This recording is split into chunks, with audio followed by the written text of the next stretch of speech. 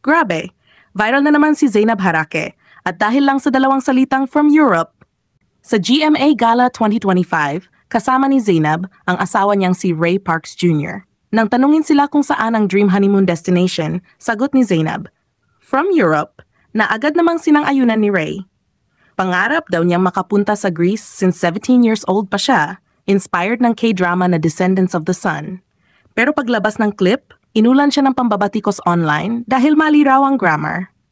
May nagsabi pang mas okay kung magtagalog na lang siya, pero marami rin ang nag-defend. Sabi nila, at least tinatry niyang mag-English. Aminado rin si Zainab na hindi niya forte ang English at mismong asawa niya raw ang tumutulong para mas gumaling siya. Kayo, Team Grammar Police ba kayo o Team At Least She Tried? Comment niyo sa baba.